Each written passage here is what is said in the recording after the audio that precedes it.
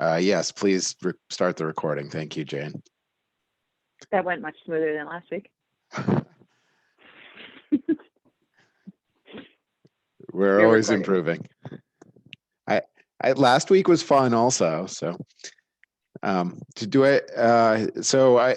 we just started recording. We're starting to go over the agenda. I mentioned the two substantive items on the agenda are the work plan and a discussion of the draft climate action plan framework. The actual document. Are there any comments or requested changes to the agenda?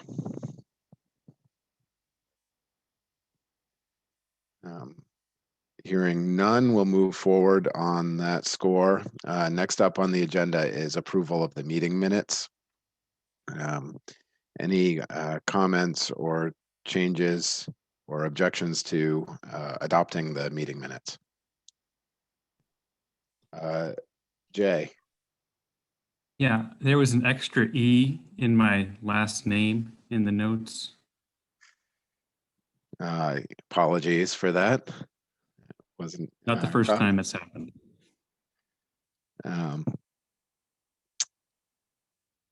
So we'll make that change with those changes. Are there any objections to the meeting minutes? Okay, hearing none, we'll move forward. Next up on the agenda are miscellaneous administrative updates.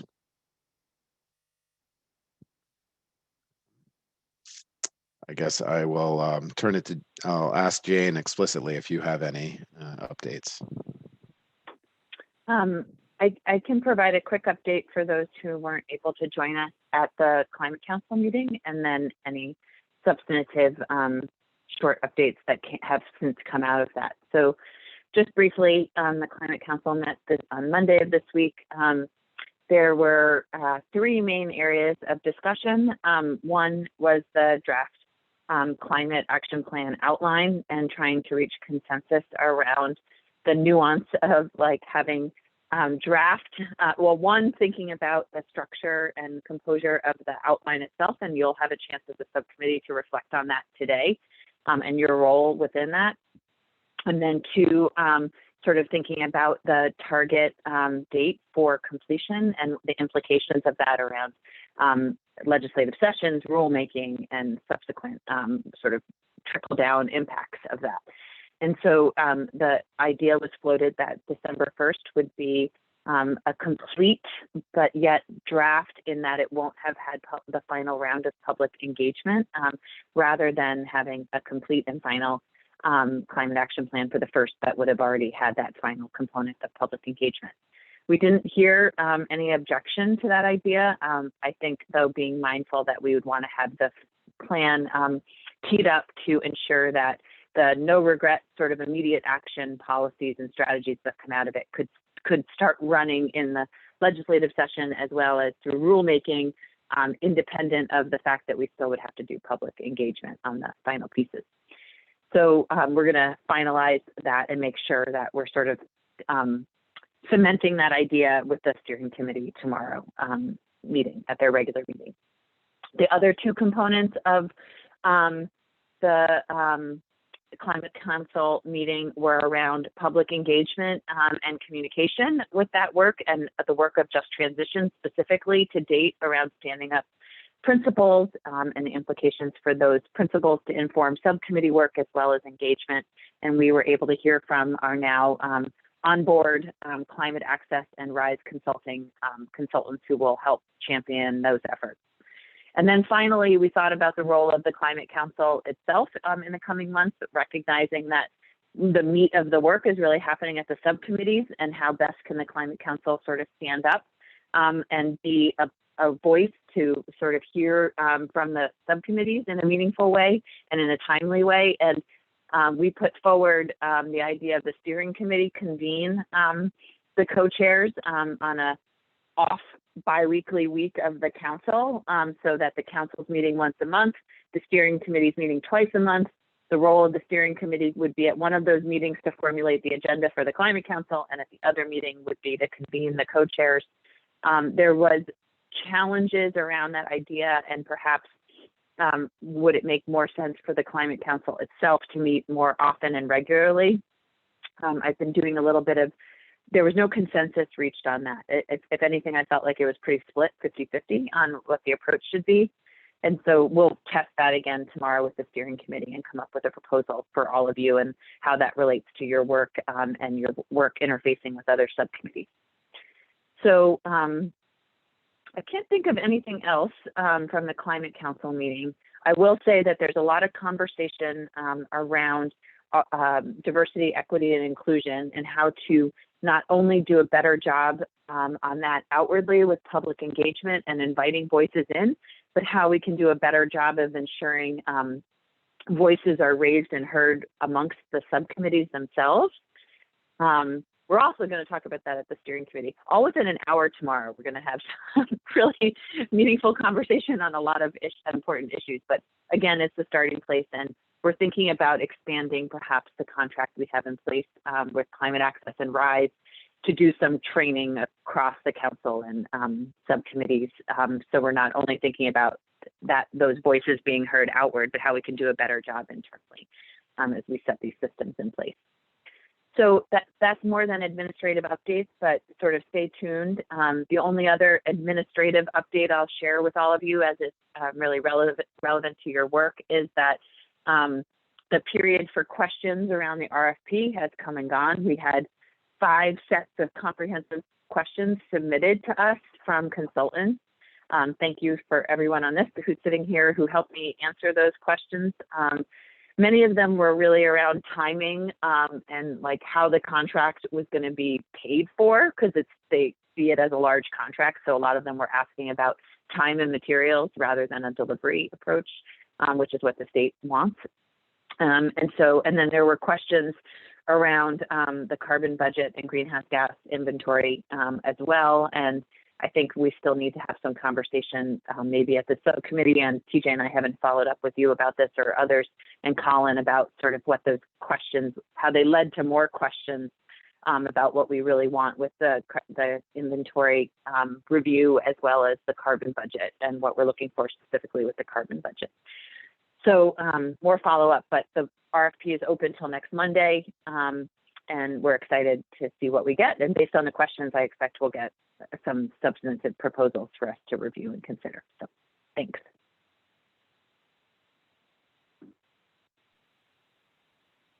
Great, thank you, Jane. Does anybody have any comments or questions on what Jane just presented, and what happened or what's going to happen? Or any other updates that folks want to share?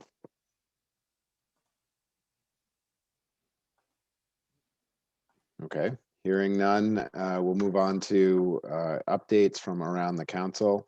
I think most of the update probably came in the form of that, what Jane just said in terms of the full Climate Council, but I'm not sure if other subcommittees also met last week that there may be updates from. DJ, I'll just note briefly that the cross-sector mitigation subcommittee has not met since we last met. Our next meeting is tomorrow from 11 to 2. And my understanding is that one of the primary focuses of that agenda will be presentations from the electricity or power sector group, and then the agriculture and non-energy emissions kind of task groups looking at initial kind of identification of broadly framed kind of strategies, policy ideas to reduce emissions from those 2 sectors. So I think if there are folks on this group that are particularly interested in those subjects, we'd love to have you join. And then of course, I'll also be happy at our next meeting to provide a brief debrief of what gets presented as well.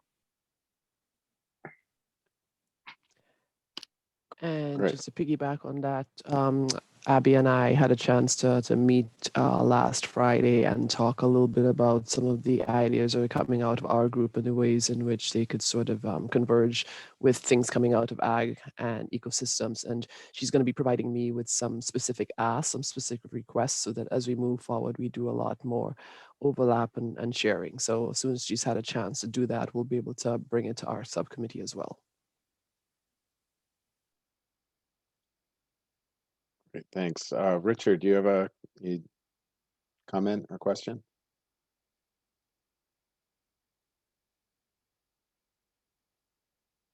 I think you're on mute. Not anymore. In our local work here in Addison County, we've been very interested in the agricultural sector as a contributor of greenhouse gases, and we've had quite a bit of local conversation and pushback about the methods that ought to be used for accounting for agricultural emissions of greenhouse gases. And I imagine that the Agriculture and Ecosystems Subcommittee is wrestling with that as well. I would be interested in learning more about what they're thinking and where they are going with their thinking about how to properly account for greenhouse gases of agricultural origin.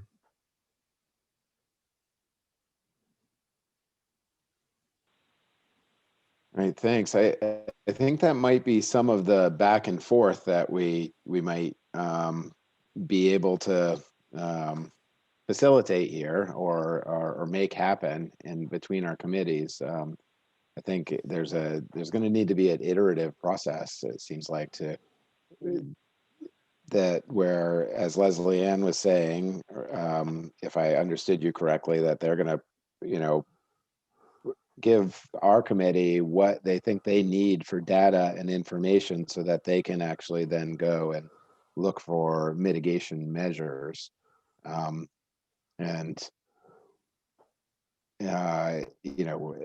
think there's a little bit of back and forth of also us saying, here's what's available, that that may be able to help, because they might not know exactly everything that they might need.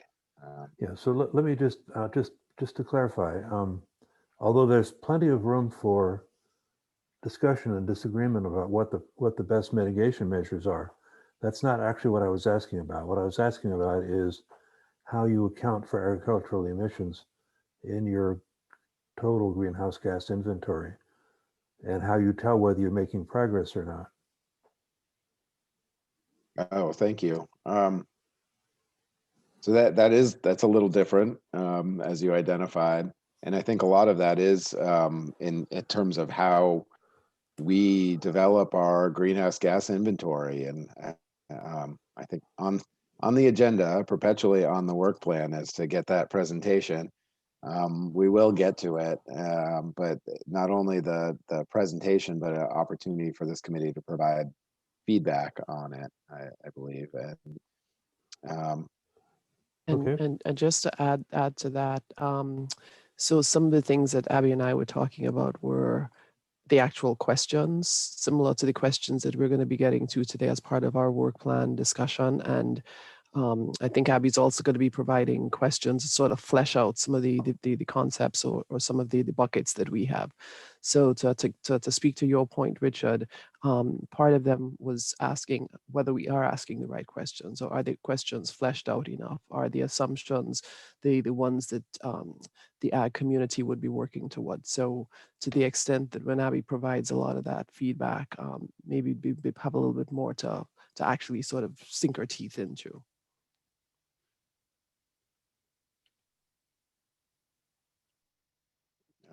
Jane, you have your hand up. Yeah, I was just going to share two other sort of observations about ag emissions in the process. One, I just wanted to highlight for Richard that the ag agency, had a lot of comments on this, your particular question about how we track ag emissions in the greenhouse gas inventory, and Colin and Megan could further comment if they choose to. But the best way that we thought about dealing with their questions that they had tried to put in the RFP was actually to step outside of that and receive some input from the ag agency. And so the ball's sort of been in their court to provide some documents that they claim to have developed around critique of the way we do ag emissions in the inventory with DEC staff for us to have some back and forth on that. But yes, there's some questions about the way we track ag emissions, and then also how it gets tracked with sequestration also components. So that's sort of on the table for a discussion, and perhaps then that discussion gets pulled into this committee at some point. We've been trying to sort it out between the two agencies first as well, or just understand what the questions or critique is.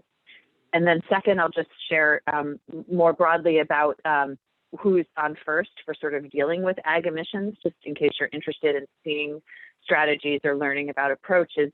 Commissioner Walk is co-chair of the cross-sector mitigation subcommittee. He's the task lead for non-energy emissions, which obviously the largest component of is agriculture. But then ag and ecosystems is actually taking the lead on ag emissions. And so there's been one or maybe two at this point sort of meetings between that group and Commissioner Walk, with myself present, to sort of talk about how that's all going to get folded in and thought about. But it's, it is kind of, it's messy, and I think perhaps even more so than some of the others, and the way we're sort of teeing ourselves up for how we're going to think about that work and then frame it up into the plan. So it's just an interesting consideration. I think there probably will be a more active role for the subcommittee to play in thinking about that. Thank you. I would just observe that in parallel with the process that all of us are working on, the Climate Economy Action Center of Addison County is working on a climate action plan for Addison County. And as you might imagine, we are confronting these same issues about how to account for agricultural emissions as part of the countywide picture. And in Addison County, as in Franklin County, agriculture is a big deal.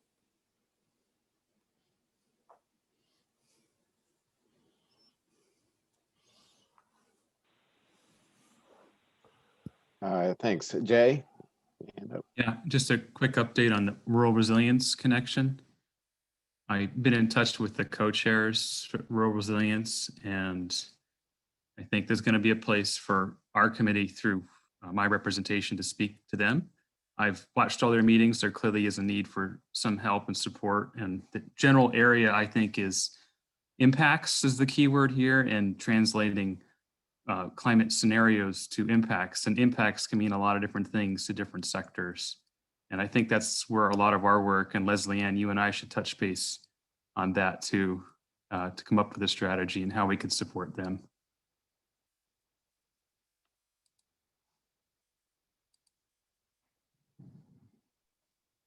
Great.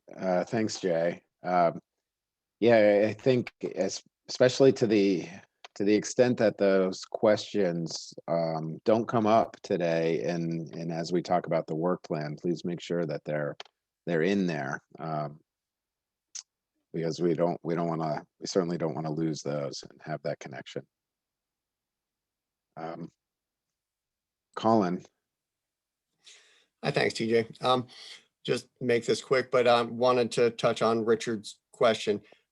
Richard, I think you guys used the SIT tool as well for your inventory. So I'm not sure what specific questions you have, but we use the SIT tool as well from EPA. So I have been in contact with the ag agency, and I haven't met with them yet, but hopefully in the next week or so, I'm gonna have a meeting with them to kind of go over some of their kind of specific questions and concerns. And they've, I think, been taking a look at the SIT tool, so hopefully have some insights into those. But I'd be happy to hear kind of your specific issues if you feel like sending them along. Colin, we'll be in touch as we go along. I think the council needs to be in a position where it can say not only, well, we use the SIT tool because it's the one that EPA recommends and it reflects the IPCC's recommendations. And so the getting beyond an appeal to authority, that the council, we and the council ought to be clear as to why we think the people who devised the sit tool made the right choices. Yeah, I don't disagree with that. Thanks. Thank you, Colin.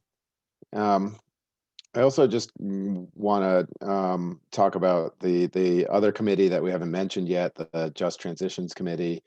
There's a lot of discussion in this area, as Jane mentioned, at the full council. I'm not sure if they've met this week, but I did, and I don't see, I can't necessarily identify on my screen anyway, a member of the Just Transitions Committee at this meeting today, but I know that they're going to attempt to have somebody at all of the subcommittee meetings across, not just ours, but all the other subcommittees as well, and that we'll look to coordinate with that person. And I'm not sure if it's just one identified person or if it's going to be rotating. In addition, I'll note that we also have staff, Claire McElvany, who works at the Public Service Department with us, is going to be, has interest in some background in the area. It's going to be at a minimum kind of keeping track of what that committee is doing. There's also some coordination efforts between our office's Comprehensive Energy Plan and the Climate Council, which Just Transitions and the public engagement are all need to be coordinated. And so I just wanted to be highlight that we have the opportunity with Claire to kind of help with that coordination as well. And I think that will be starting really on a forward going basis from here on out.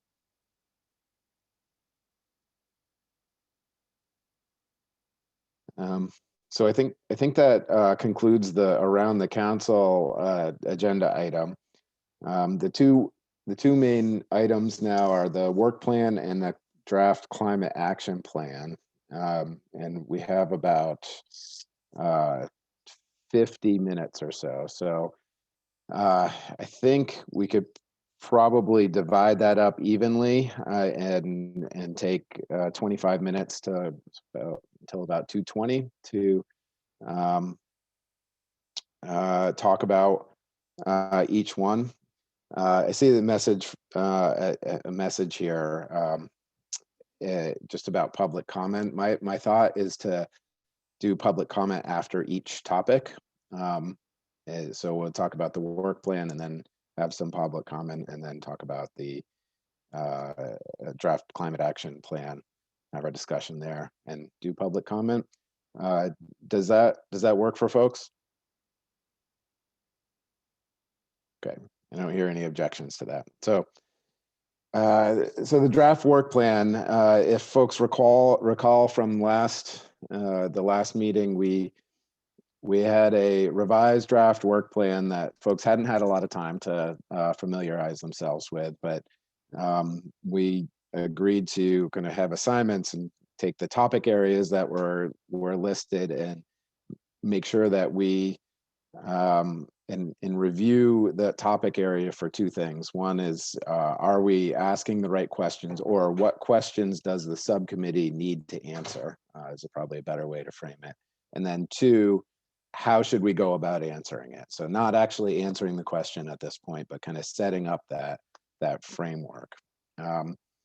For the greenhouse gas inventory topic, there was a long list of questions that followed the table in the work plan that had already been developed through a whole lot of discussion. So we didn't really assign anybody a lead for that section. And with the idea that, as I referred to before, that we would have a time on a future subcommittee agenda to actually have the Department of Environmental Conservation present on the climate inventory to the subcommittee. And then there's a whole host of other topics. I guess I'm not sure exactly the best way to go through it. I'm happy to pull up a screen. I think the next topic on the list was modeling. We could start with that, or we could start with another one that folks want to, if anybody really is itching to go first with their topic. So I don't know if itching's the right word, but everybody's going to chuckle right now. But I'm not itching to go with climate because Jay and I haven't had a chance to touch base. But if I had to volunteer some folks, it might be the human dimensions and health, because that is a piece that I've seen a lot of action around, and I want to give Claire and Richard a chance to sort of speak to some of the pieces that they submitted. They were only to a small group because otherwise would have exceeded our quorum. And we haven't talked a lot about humans or human health in those pieces. So I wanted to make sure at least we're able to chat a little bit about that. And then maybe, I don't know if some of the other folks have had a chance to look at some of the other buckets. So that would be my suggestion.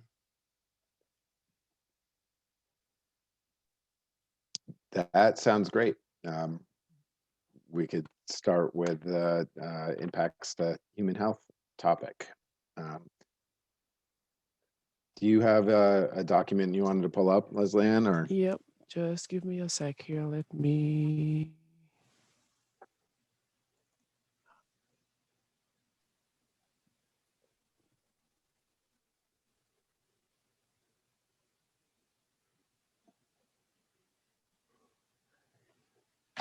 Okay, so what I did is I actually just put all of the various bits of feedback that I've been getting into one document that I made a PDF of and sent that out with much apologies just a few minutes before we started.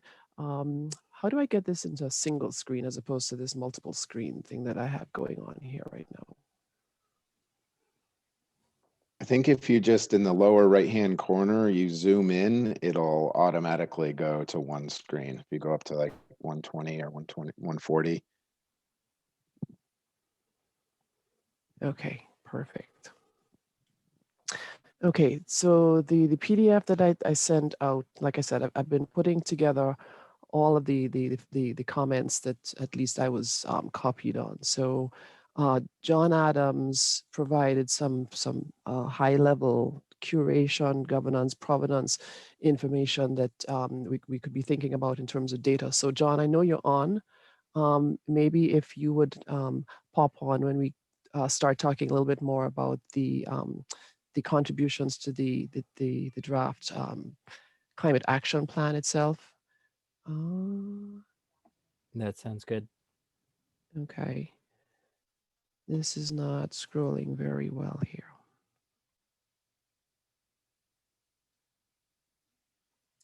I'm going to try the PDF instead. Can you see my PDF popping up instead?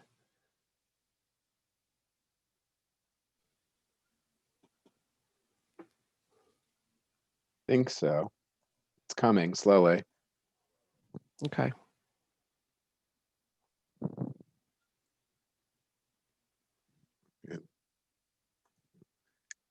I'm not sure if it, there we go. Now it's up, but it's really small. There we go.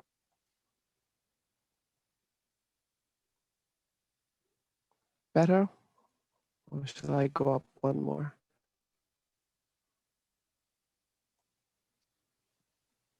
All right, so yeah, like I said, John's going to pop in and talk a little bit about some of the big picture data management, curation, and so on, and those pieces.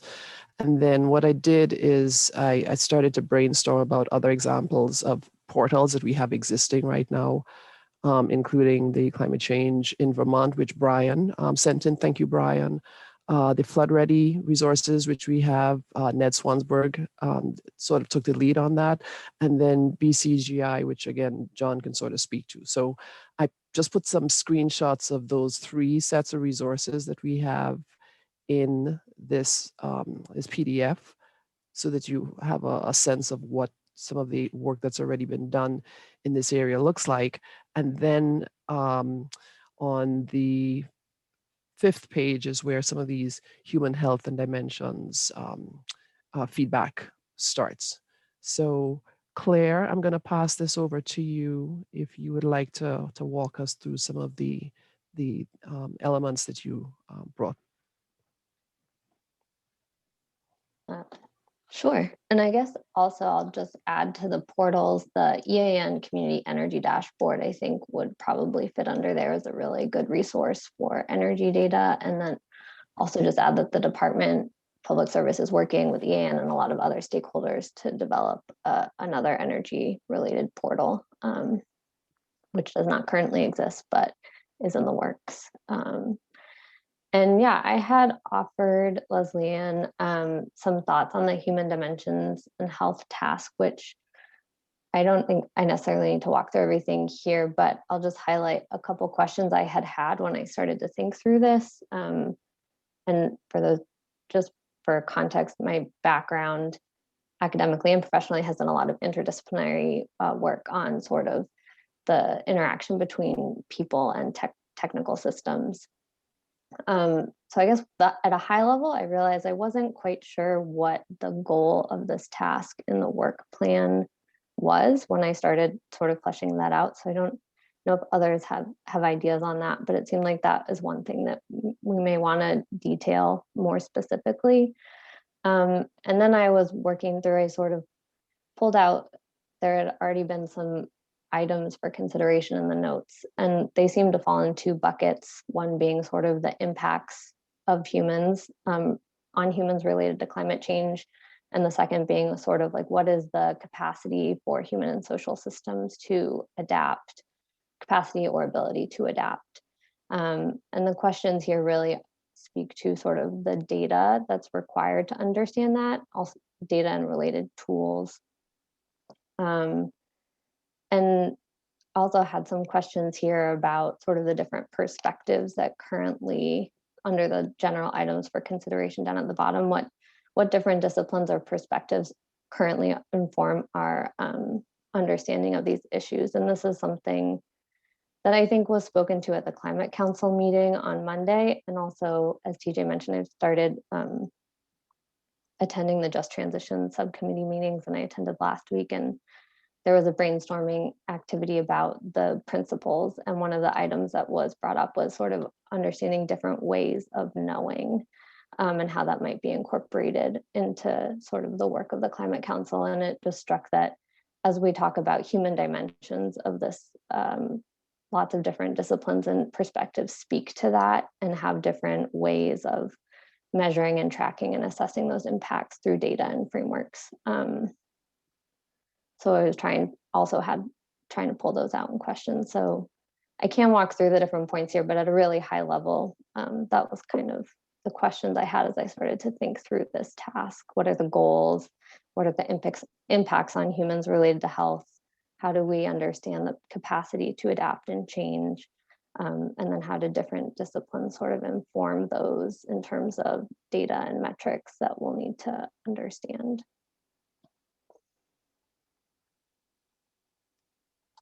Thanks, Claire. And I think one of the pieces, and I appreciate the tension between the struggle of the 30,000 foot versus the on the ground piece.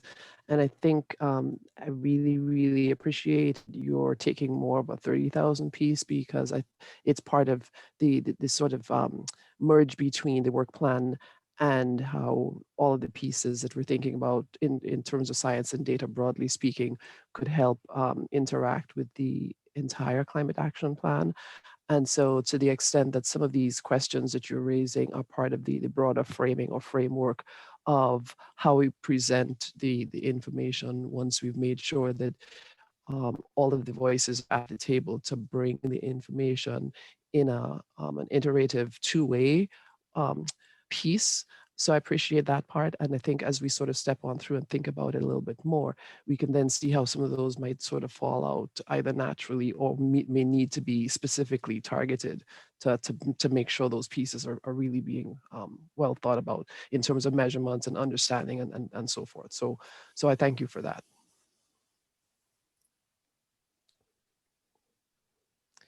Okay. Any questions for some of the pieces that Claire just walked us through briefly? I'm just going to go back down a little bit so we can see them all. This is Julie. I have a question or comment, maybe. I'm wondering about how we tie this back together with the potential benefits of some of the strategies that the other working groups are going to be coming up with, whether it relates to greenhouse gas mitigation, the sequestration, or adaptation, and think we need to be able to tie that back around in terms of identifying strategies that may be advanced by one of those three groups that will be particularly impactful. And I just, not entirely clear on how we'll knit those together yet, but just that ultimately I think they are going to need to be knit together.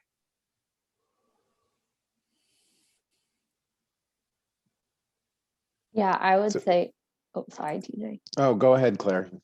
I thought about that, and I think that goes back to, like, I wasn't totally sure what the goal was, and then this task seemed to be the least well articulated or connected to the subcommittee charge. And I think, to your points, fleshing out some of that and would help better. I had said to Leslie, and I felt like this hit too high level because I wasn't sure exactly where to scope it down when I was developing questions.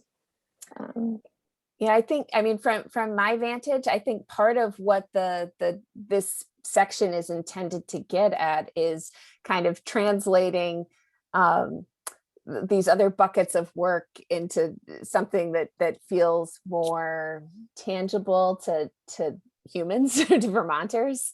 And so some of that is the health effects and the weather impacts and all of these other pieces.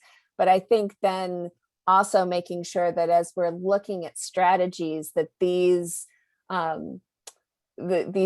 direct impacts on humans are part of the way we frame our review of strategies, not just in terms of tons of CO2 reduced, but to the extent it gets at some of these things that I think will feel more accessible to Vermonters as they're looking at the plan and considering what it means for them is going to be really important.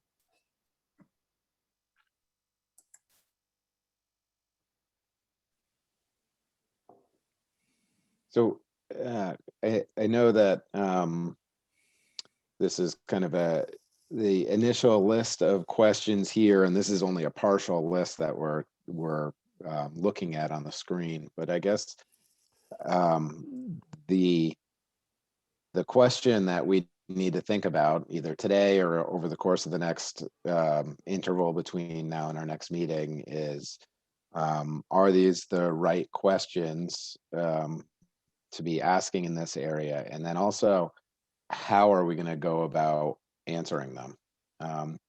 And a lot of it may be we're going to have a technical consultant inform us, make some recommendations or do some research and then present to us, and then the subcommittee discusses. But there may be other avenues as well, given certain subcommittee members' expertise or interest in doing work. So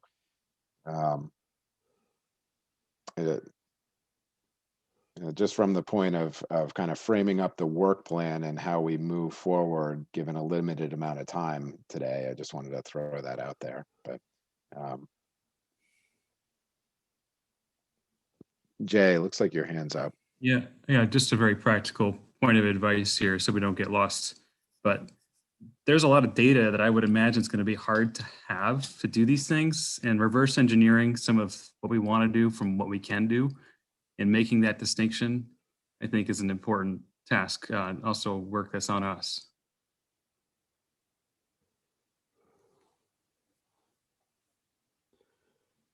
I have a general comment about, this is excellent work, Claire, and I appreciate it. When you're looking at the human health effects of climate change, the local effects, direct effects of climate change, temperature, humidity, rainfall, storms, etc. The impacts are not inevitable. They are not inevitable. And there are things that we could be doing that would blunt or reduce some of the adverse effects that we expect. So, if you think about Lyme disease, Lyme disease has been expanding north into Vermont. That's only partly because of changes in temperature. It's also because of changes in land use and how we live in relationship to forests and deer. So with any of these disease impacts, vector-borne, waterborne, heat-related, and so on, the net effect of climate change is the effect of climate change is the net of the direct effects of the climate and our response to it, and the things we do to mitigate it. I mean, I guess that's obvious, but that relates to Secretary Moore's comments as well, that there are ways that we can sort of sidestep the direct effects of temperature and humidity change by changing other aspects of how we live.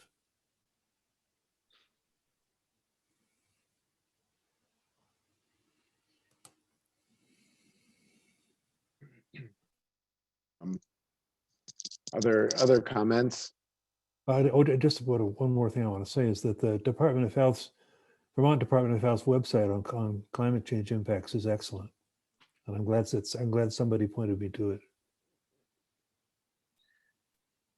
I may also, if it's okay, briefly share my thanks to Claire and others who've started this. I want to build on what Secretary Moore was saying, because I do think that it might be a helpful and important kind of organizational distinction around the health impacts that we expect from climate change in different scenarios in terms of impact on Vermonters' health over time. I think there's also a way that we could think about the health impacts of our current, and I usually start by thinking about energy use, but you could apply this to other sectors as well. But there's been really great work done out of the Department of Health looking at, for instance, the health impacts on lower income Vermonters who live in unweatherized homes in terms of premature death, in terms of emergency room visits, in terms of respiratory disease. Similarly with relation to particulates from diesel fuel use, especially in vehicles. And so I wonder if there's a distinction between the health effects that we anticipate from climate change, which we have to play our role in reducing emissions, but what we do alone will not be able to. I mean, as Richard says, there are ways that we can mitigate or address those, but to some degree, some of those effects are going to be beyond our control because it's related to global change, whereas we have a lot more control over the direct health effects of our current choices that are leading to our climate pollution, especially our fossil energy use and the health impacts on Vermonters of that status quo versus the health improvements that stand to be gained through weatherization, through beneficial electrification, through a lot of the strategies that we'll need to use for mitigation. And I think those are two different lenses through which to think about the health impacts.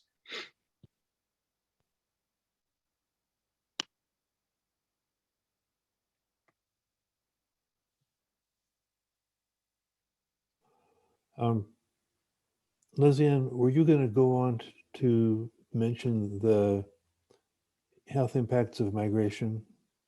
Yeah, I was busily trying to furiously capture all of the above, and I know we have a minute taker, but I processed through typing, and so I needed to be processing as I was hearing. So that's why I turned off my mic so you didn't hear my keyboard furiously banging away here as I was listening. So yes, I can scroll on down.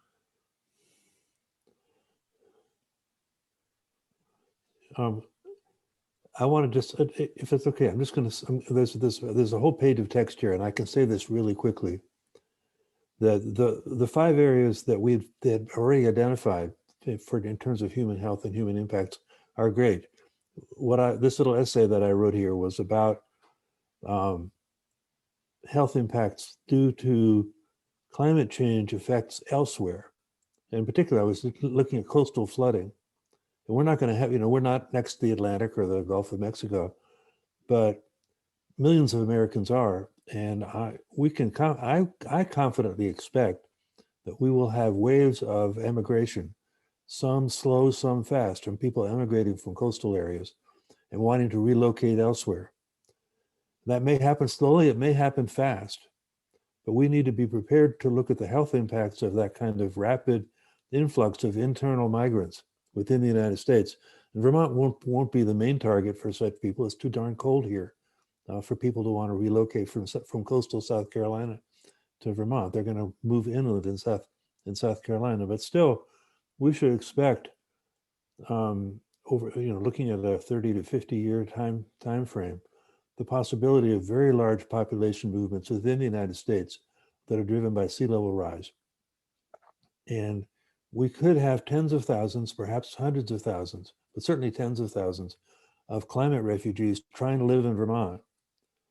And providing safe drinking water and safe sewage disposal, safe food to drink, medical care, housing, safe places to sleep, and so on are going to be challenging. And we're going to be facing, we would, under those conditions, be facing the kinds of problems that refugee camps face everywhere, which is outbreaks of infectious disease that are person to person or waterborne or foodborne. So we would be, I'm just urging us to keep, Claire was talking from a 30,000 foot level. I'm talking from a 100,000 foot level here. We need to keep in mind that we may be dealing with the impacts on our society here in Vermont of changes occurring elsewhere.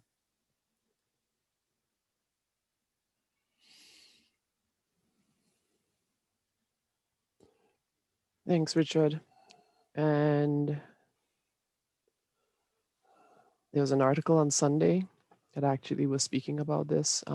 It was just one family's story. So I just put that in there just in case you may not have seen it.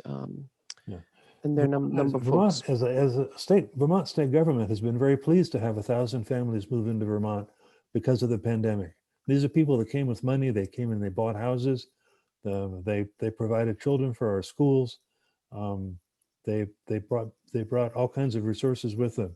And if that was the only impact of coastal flooding, to have that, but maybe 10 times over, Vermont would probably be really pleased with the result. I'm not confident that that's what's going to happen. I'm worried that people are going to arrive with nothing but the shirts on their backs, maybe a camper or an RV to live out of, and no financial resources. That's the kind of thing that worries me.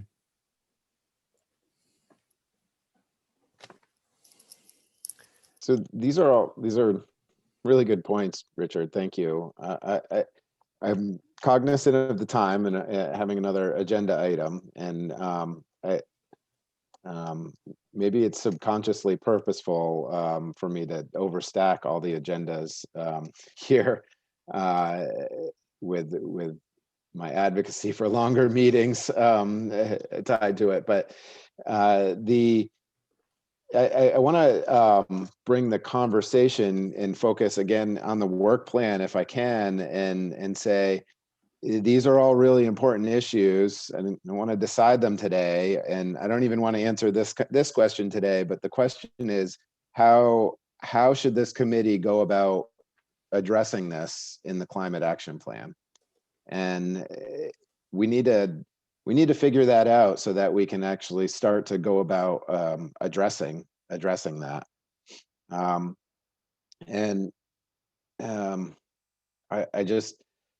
struggling for a path forward. There's 4 or 5 other kind of topics that we're obviously not going to get to today, but I don't know if folks have thoughts for the best way to get those questions we're getting the questions teed up, and this is great. And we need to, for this topic, these are really, really important questions that we need to address. But at this point, I want to just make sure we have the right questions and then figure out how we're going to go about addressing them.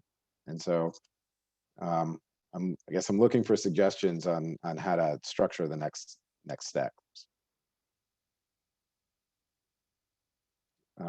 Jared. You're on mute, Jared. Thanks, TJ. This might be a bit of foreshadowing of the next agenda piece in terms of the outline of the climate action plan. But I wonder if one way that we answer the questions about how we go about, proceeding with this work plan is whether it would be helpful to prioritize them or the way that we go about answering them in a way that mirrors the outline of the climate action plan. And by that, I mean, there's been a conscious choice in the draft of that outline so far to provide the most detail on the strategies over the next 5 years, especially to meet the 2025 emissions reduction requirements, than still having detail, but not quite as much for 2030, and then speak more broadly in terms of the gaps and visions for 2030. It does strike me that a number of these questions, there are kind of near-term, medium-term, and long-term considerations, and that we might want to prioritize as a subcommittee the questions that most need to be answered to give us near-term clarity, recognizing that the work of the council is going to continue over the years. I'm just thinking about this question about migration that feels more difficult to answer right now than some of the questions that we know in terms of the health impacts of non-weatherized homes, or some of those things. So that's just a there's always going to be more that deserves attention and an unlimited amount of work that we could do. But I would suggest that as a possible way of organizing and prioritizing our work.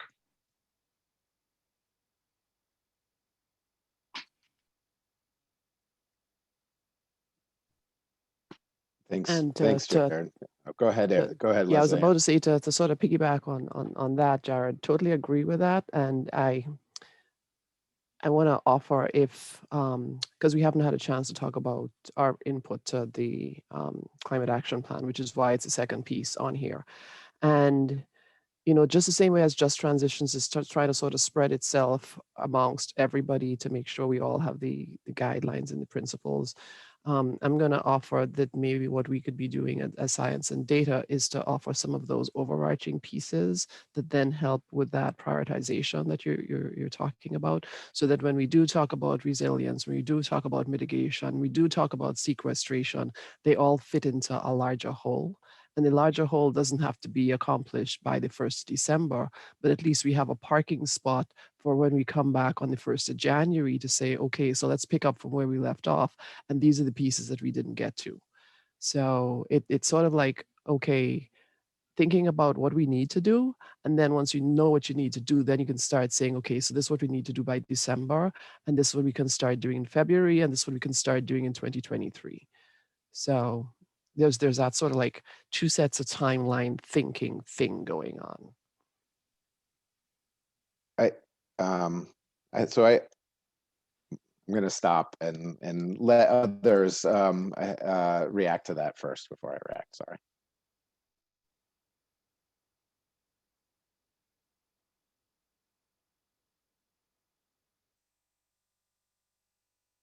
Okay, I gave everybody a good 8 seconds. I was chuckling at what Julie put in the chat, which is on the public record, but I'm not going to read it out loud.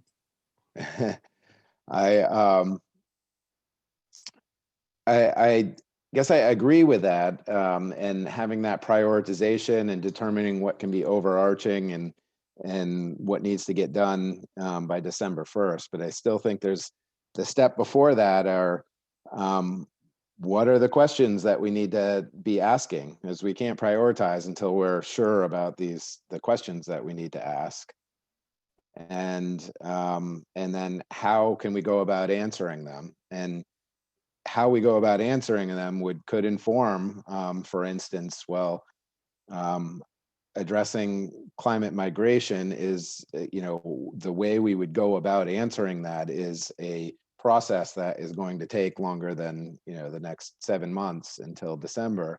And so it kind of could answer that question in prioritization. And so I don't disagree with anything that's been said. I'm just still trying to get a functional process here so that we can understand what the next steps in the workflow are. And even to do that, we need to just know what are the topics we have to address. And I think the work plan is starting to get at that, in exactly what Leslie and you showed today is starting to get to that. I'm struggling with getting from where we are today to actually kind of creating the plan, I suppose. So let me flip that on its head. Have folks had a chance to actually think deeply about questions? And I know it's kind of hard to say what you whether you had a chance or not, but did folks have a chance to start thinking about questions, or do we still need a little bit more time? Because that'll get back at your point, TJ, about prioritization depends on having the right question. So if we go around our Hollywood squares here, that's a term I picked up from a meeting that I was on last week. I'm going to use it shamelessly. We've got these Hollywood squares, half of them are dark, half of them are lit up. Folks, let's hear some feedback. So I'm not going to call names, but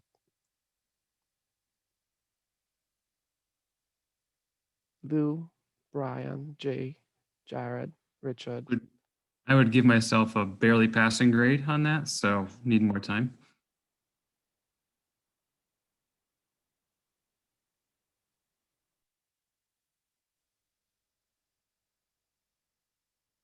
Anybody else? Say that so far we've given the most thought, including some both phone and email conversation with both TJ and Lou, to the questions related to the modeling and to questions about cost benefit analysis and the social cost of carbon. So there's a decent start there, but would not claim to have thought deeply about all the questions we need to ask across the tasks. But at least for those two, we've got to start and could share something at some point. Okay, but you wouldn't have been able to share like a whole bunch of stuff today, right? TJ's got a good overview prepared and ready to go that Lou and I have seen. And Brian, I don't want to put you on the spot, but where are you landing?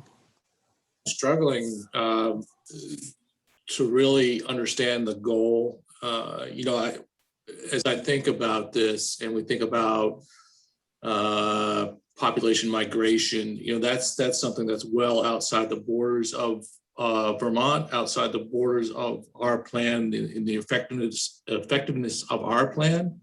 It's going to be based on world events, world types of mitigation that our particular plan just is. We should be aware of it. We should be planning for it, but it's not something that we're going to change. At least that's my feeling, and that's where I get a little bit confused on what the questions should be.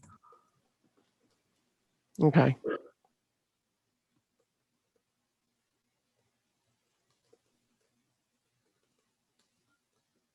And I will just add that, echoing Jared's thoughts, that there are definitely things that we can do within our borders to mitigate our emissions, and those certainly should be foremost.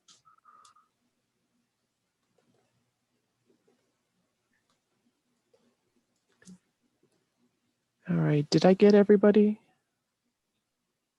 I would just say that I'm still stuck on some of the measurement issues.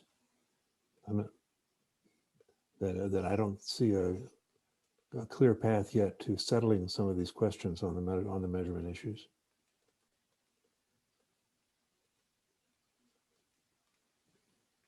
Right. if I could just add, I think that's exactly the type of question that I want to tease out. We want to tease out here is that, you know, how do we, you know, the question is, how do we measure the impacts to human health really broadly? Then, okay, well, that's the question we want to answer. Like, how do we do that? And then there's pieces of that maybe we could do in the short term, pieces in the long term, but those are we don't have to answer that question in April or May, but we need to have a plan for answering it. But TJ, we do need to have a plan for what global warming potentials will we use for various fossil fuels in our planning. Right. So that's the question, right? That's a question. What global warming potential?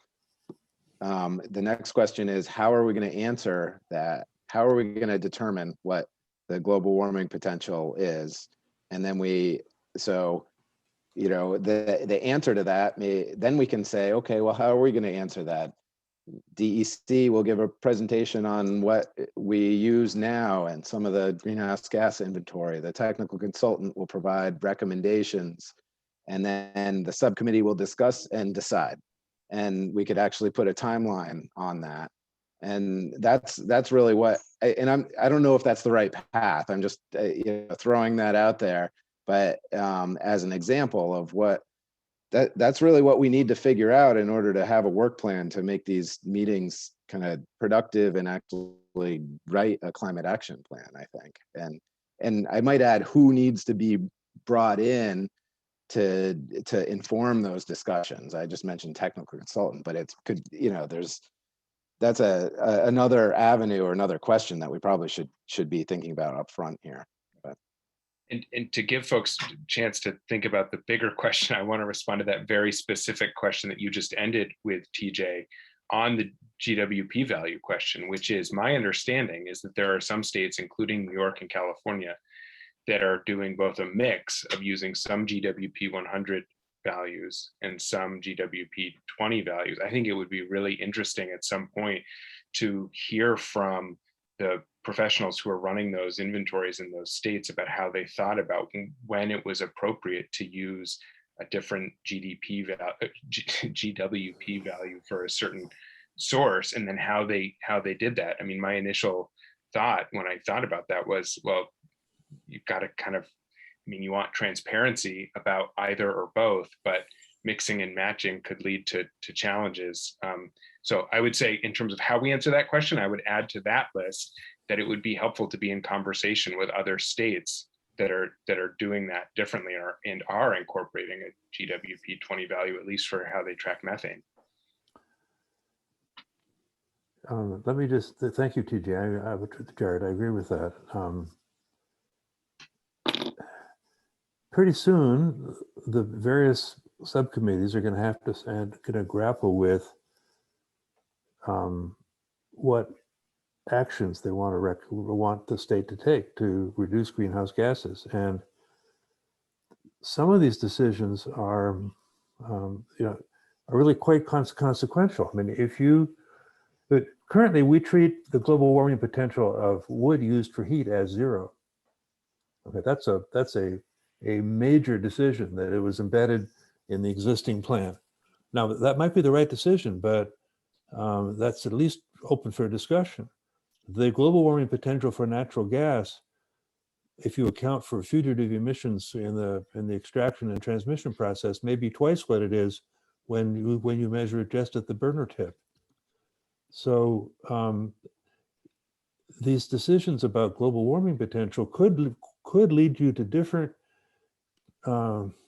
decisions about the priorities of various kinds of actions. So, you know, I personally am anxious to get resolution on these questions sooner rather than later, because I think that they could or should shape the priorities in the plan.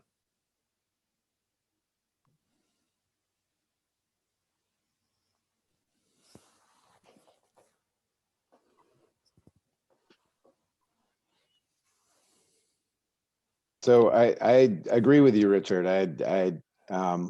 that's one of the many questions that we need to answer, and we need to understand how, we need a proposal about how we're going to answer that and when. And I'm kind of,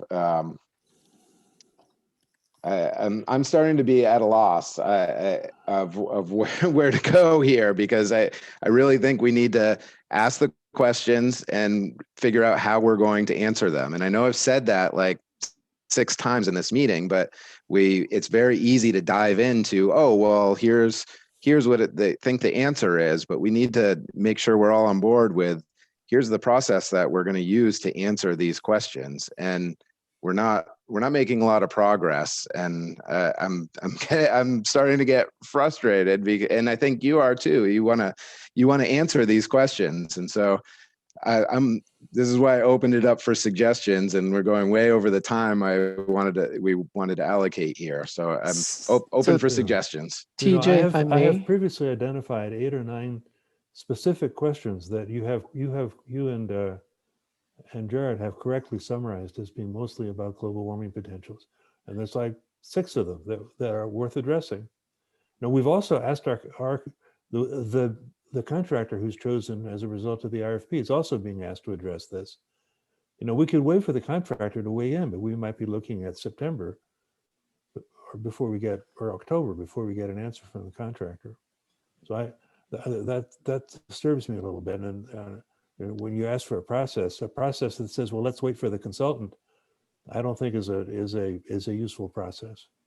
Right.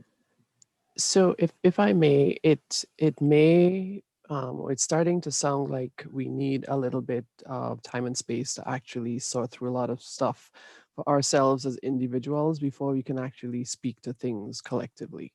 Because if I hear some of the answers to the question that I asked, whether we're able to dive into stuff, not everybody's had a chance to dive into stuff, which means not everybody's in a position to make a contribution at the same level. And if we're asking members to actually bring their areas of expertise to help move a lot of this work forward, but don't allow that time and space for them to do that, then we're not going to be a whole lot more advanced. So I'm going to put out a suggestion, and then I don't know how it's going to land, but I'm going to put out a suggestion that we don't have a meeting next week and allow folks to have that space to actually do some of that deep thinking, to do some of that putting together of information, material, processing, sorting through, so that we can then come back and be able to have that. Because if some folks have had a chance to do that and others haven't, then we're not having an equal conversation. So I have no idea how that's going to land, but I'm just putting that out there.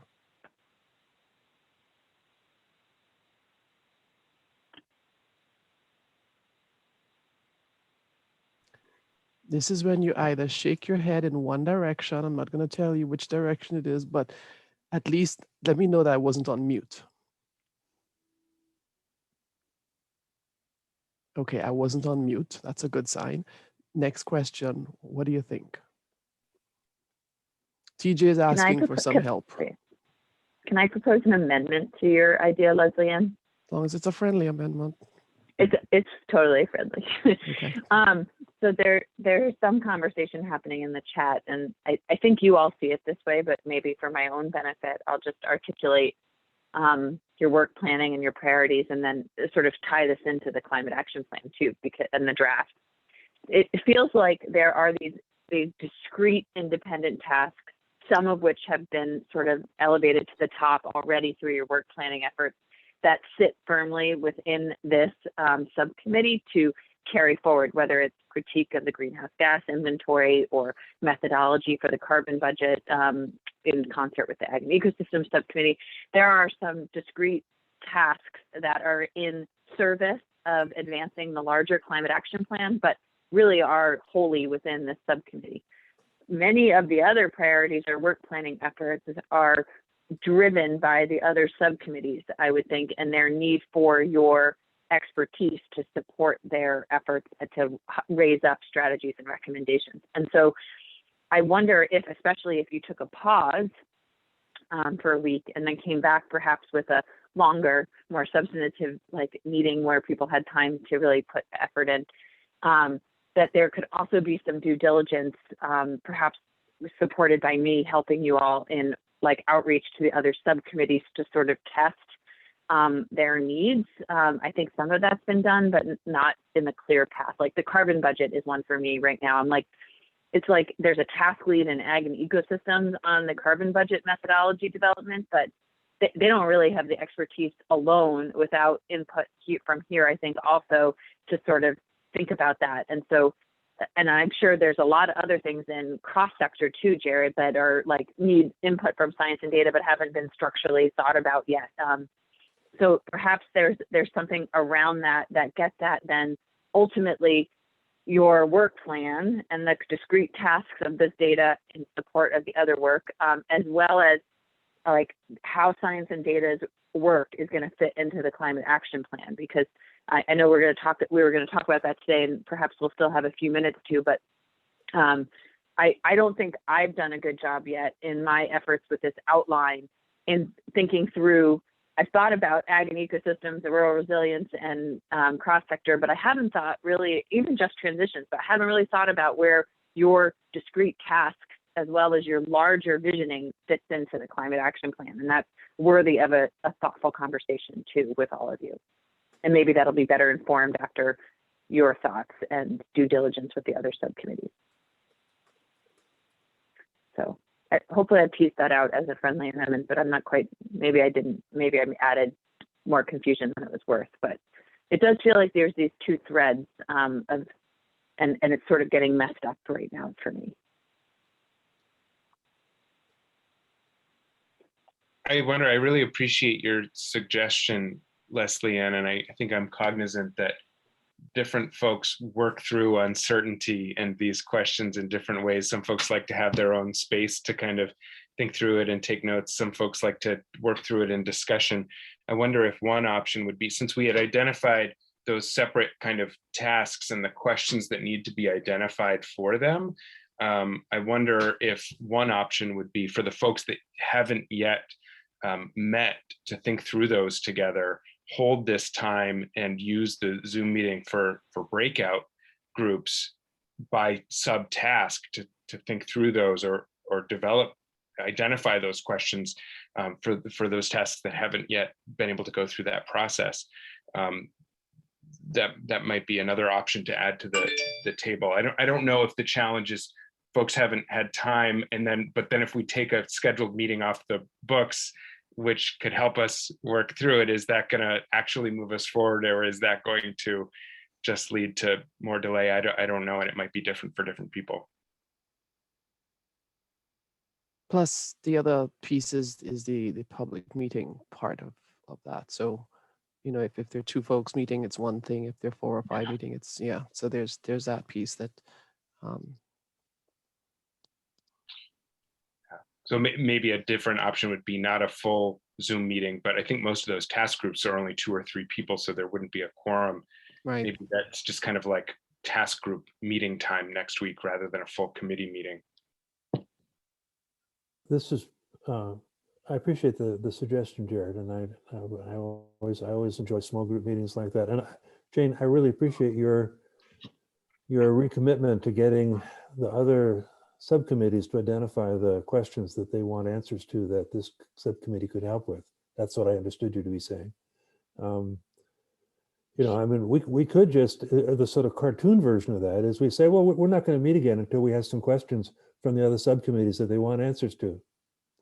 That we shouldn't prejudge what the questions are likely to be. We should just sit and wait.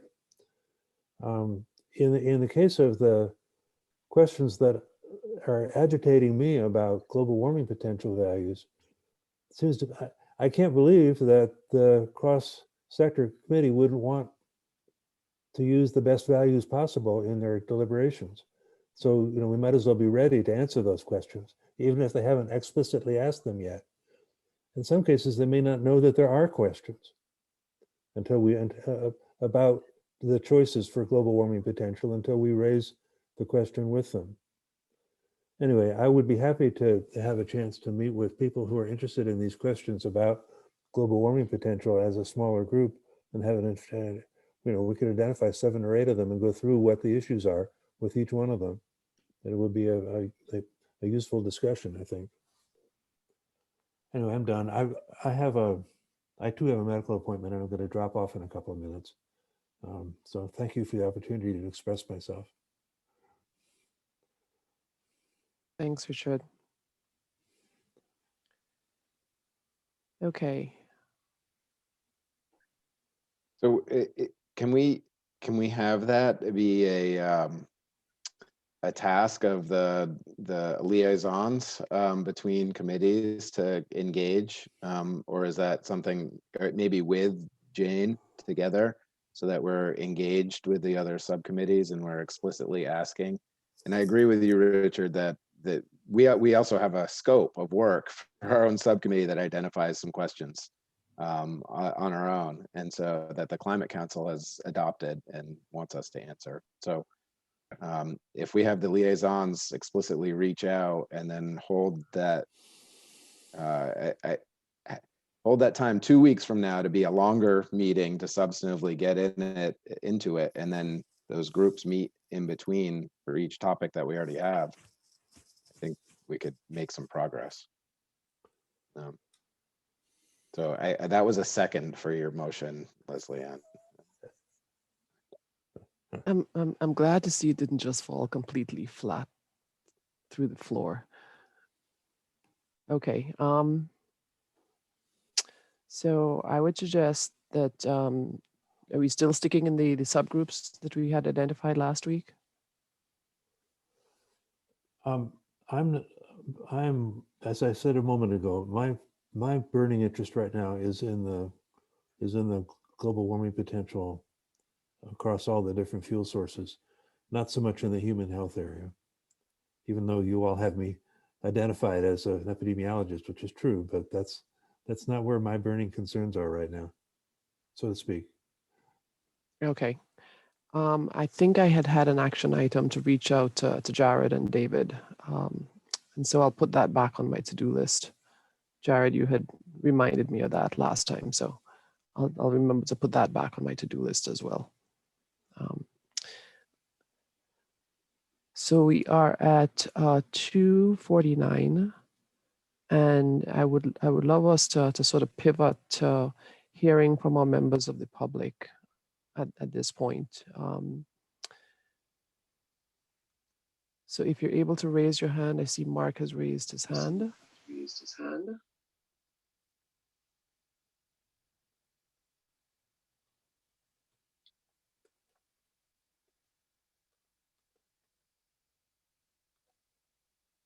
If you're speaking, you're muted. There's an echo going on.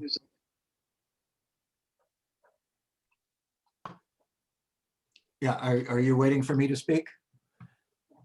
I thought you'd raised your hand, Mark. I did, but okay. I thought that today's discussion was very interesting. Jared made a great point about a mitigation strategy that would also provide health benefits. And it's also not difficult for me to imagine mitigation measures that would have negative health impacts. And I'm thinking about land use choices that may come about in support of lowering emissions that would have direct and indirect negative impacts. So I would like to suggest that you consider the health impacts of any mitigation mechanisms that that you develop. Thank you. Thanks, Mark. Carl Bayer.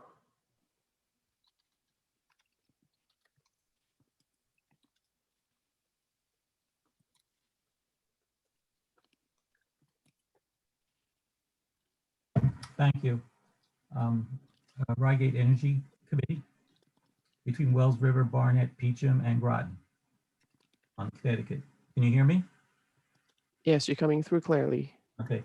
Well, in terms of short-term goals of trying to have a more positive impact on the carbon that's going to be rising in our community, it'd be nice to hear some clarity, data clarity about the comparative impacts of, the comparative impacts of natural gas, wood, and oil on the carbon. Wood's a transition fuel. Natural gas is a transition fuel. Oil is a transition fuel. Which one should we be working really hard to promote during the transition period to more electrification? That would be a nice answer. We'd also like to have some data on the long-term impact of sequestration. We have a decline of sequestration in Vermont, of all places. It's not going to have an impact on the climate, but certainly set an example. What's our sequestration future going to be? Are we going to try to increase old growth to 9%? Are we going to try to find other ways to make sure a sequestration improves over the long term, short term and long term? So data about that would be very helpful. Thank you. Thanks, Carl. Steve Crowley. Hi, thank you. Likewise, I've appreciated your discussion today. You really do have a challenge, and so identifying those questions seems like the first big challenge. I appreciated some focus on climate and health. I'm not sure where that fits in with the Climate Council, and I think it's certainly a huge, very important aspect of this. As a biology and as a teacher for many years, taught biology and climate issues, and this was certainly something that was central to my thinking for a lot of this. Currently, one of the things that I do in my spare time is I co-chair a national task force for Sierra Club on climate adaptation and restoration, and we recently held a webinar on the topic of climate and health. And I don't know if I'll be able to post the, there we go.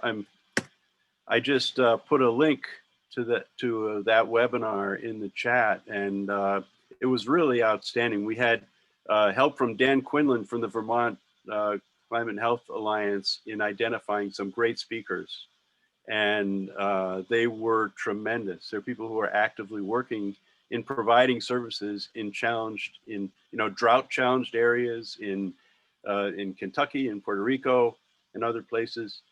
And if you're interested in the climate and health domain, it was a great discussion. It didn't by any means cover the whole picture, but it was terrific. One of the things that came out of that for me that might be relevant in your thinking in science and data and this issue is how I thought of it as kind of action research. How the people who were doing research on the process of providing services to people were able to use that process of doing research in real time to improve what they were doing, and even to improve, to serve in some ways as providers. I mean, it was, you'd have to listen to it, I guess. But the concept of not just putting the data together well in advance so you can make a plan and a report, but how you can use the process of gathering data to help improve what you're doing as you do it. And so I hope that made sense. But I offer that. A second theme that struck me was the equity question when it comes to health. And this, of course, if you look back at the last year and think of how our health system is not equally accessible to people, that comes through loud and clear. And I think that is very likely to play out when we have challenges related to climate and health, including migration. And so that there are differential impacts that are based on people's lives and resources from the initial problem, the challenges that we face with climate, but also differential access to services, to support services.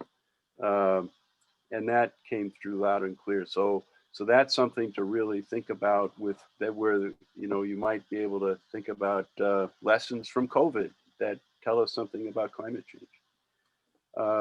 And then one last point I'd make, unrelated to that comment, is that as you develop this plan now and your work plan and all, I would encourage you to think about outreach and input from the public, stakeholder groups or the broader public.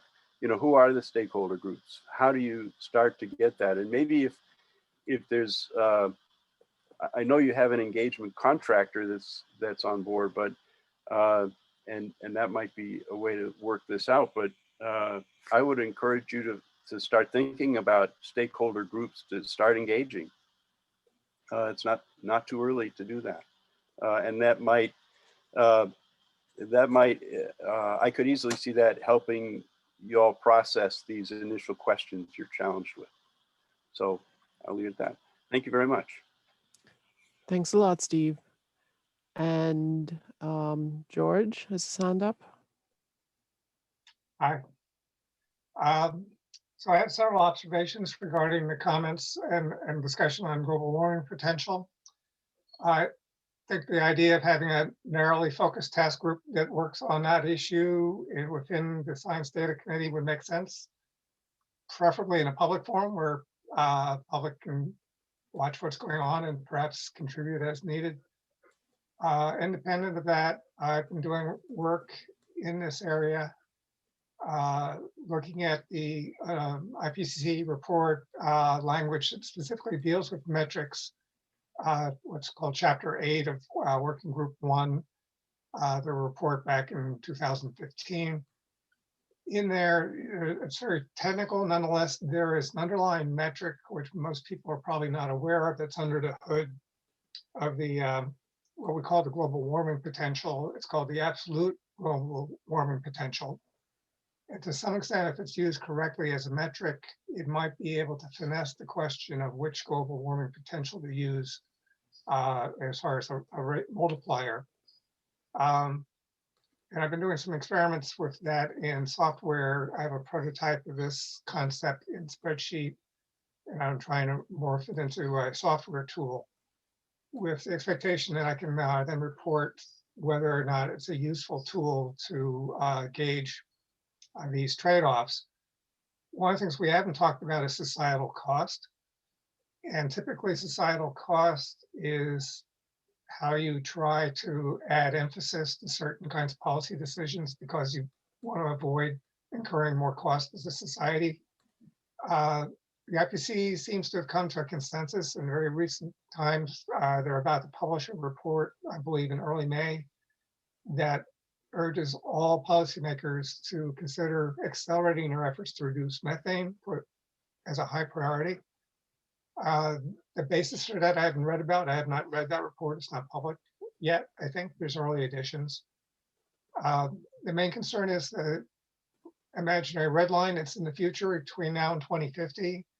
If we as a society cross that red line, you will start these feedback loops in the climate system that are probably unreversible once they get started. And so there's been increasing recognition and concern about the role methane has in approaching that red line. And so when we look at the societal cost of emitting a ton of methane versus the cost of carbon dioxide, with that kind of context in mind, we might have to choose policies that immediately focus on all emitters of methane within the state of Vermont or any energy that we use in the state of Vermont. Most obviously our natural gas utility, and also the emissions biogenically through the agricultural sector. So that's kind of where I would like to see our conversation move towards, because I think that's a valuable and perhaps urgent new requirement that hasn't been previously talked about here. Thank you. Thanks, George. Yeah, that was actually a piece that came out a couple days ago. It was also the United Nations that reminded about the necessity to shift some of the focus to looking at methane as well. Have I gotten everyone who raised their hand to offer comments?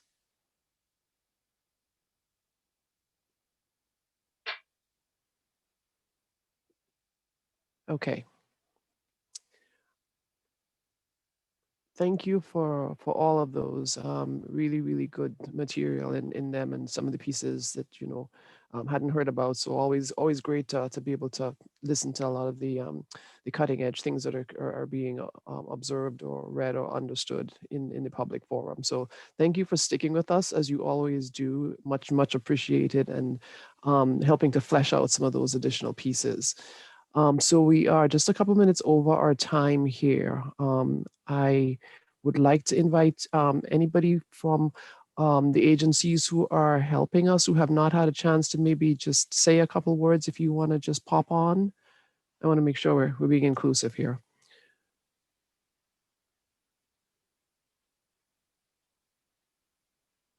Okay, all right. So hearing no other comments, TJ, did you have any final words? I'm doing the reverse here. That's usually your line to me. You're on mute though. Thanks. I just want to circle back, and there was some discussion in the chat and just confirming what our path forward is. And I wanted to make sure everybody that's left on the line still saw that before we close. And I had put in what I thought is our path forward. I just wanted to get some confirmation of that one, it's to meet in subgroups either on their own or during our regularly scheduled time, which will not be a subcommittee meeting next week, to clarify the questions that the subcommittee needs to answer and how we need to answer them. And then in 2 weeks, go into more detail and nail those down. And before everybody left, I really just wanted to see if that was a shared understanding or if that was just something that I put in the chat. It's both. How's that? Yeah, and I might just suggest, TJ, I don't know if you've sent out the kind of questions and then approach to answering them that we developed for tasks 3 and 6. That might be a helpful reference point for people organizationally to see kind of what we've already started there, and if they want to kind of adapt or borrow that or build on the approach that the kind of group that was looking at health impacts was using. Right. Thank you. Yeah, I will send that out. I do want to add, based on the discussion today, I think adding a column on prioritization would be helpful as well. And I saw that. Thank you, Lou, for that suggestion in the chat. But with that, I do want to thank everybody. I apologize if I was getting frustrated with the process today, but I think we're heading towards a good place, and the content was all good. And thank you to the public for bearing with the conversation and continuing to provide great input. Can I say one clarifying question? Or I just wanted to check in on the input from other subcommittees. I saw you mentioned the role of liaison, sort of checking that. Does that still hold true? And I'll just highlight, and for Jared's purpose too, the only subcommittee that doesn't have a work plan at this point is cross-sector. That is sort of like and I'm sort of struggling with how to push that along a little bit, but maybe this, that ask of input for to inform science and data will help unify the approach by the task lead site. It's just hard for me to see what's happening in that committee. I'm happy to send our work plan draft to them and ask for feedback and CC you, Jane, and then can report back the next time we meet. And maybe they're running into the same thing as us, where they need to see that big picture before they can actually get some of that smaller pieces. Well, I actually would argue cross-sector's gone too deep in the granular without keeping the big picture, perhaps. Because the focus has been on task, like to let task leads do it, Yeah. but there hasn't been a cumulative work plan. So are you So saying that everybody's like down here, and there hasn't been a lot of little up bit. here? Okay. A little bit, yeah. Okay. Divided into sector-focused task groups to identify mitigation strategies by sector. I think Right, which makes the most sense. eventually they'll report back and they'll add up. But Right. Yeah.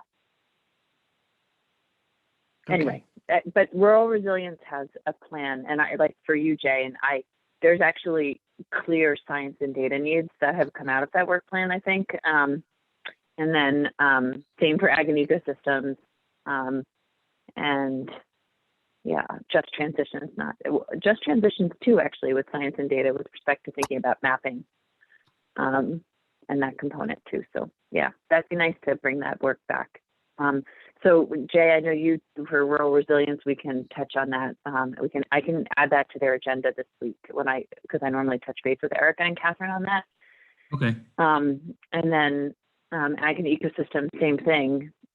Just thinking about science needs. And this is really well timed actually, because sorry to keep dragging this meeting on, but I know you all have places to go. But in thinking about 2 weeks from now, we should have an idea of who the consultant is. And have a way better understanding of what the cost is for that, and understand, like thinking about what other scientific and data needs should be thought about through another RFP or smaller contracts and grants. Mhm. Maybe all of this kind of work would feed into informing that, because I haven't had a good way of thinking about that, prioritizing that yet. But your subcommittee would surely benefit from helping me, or I would benefit from your subcommittee helping me think about that. So. Right. And I think that was at the back of my mind for doing that sort of like, let's get the big pieces and the catch-all, and then what we can do and what we can do, at least you'll know what they are, and do like this on the table. That's great. Thank you. But anyway, we're way over time. So yeah. thanks again, folks. And you've already done your save chat, right? So you can go back and get all those great links that people have popped into the chat. Everybody knows how to do that, right? Okay. All right. Awesome sauce. So see you folks in 2 weeks' time. Have a great weekend, everybody. Happy Mother's Day. Stay cool, be well, be safe. Hope you got your vaccines. Oh, Thanks. TJ.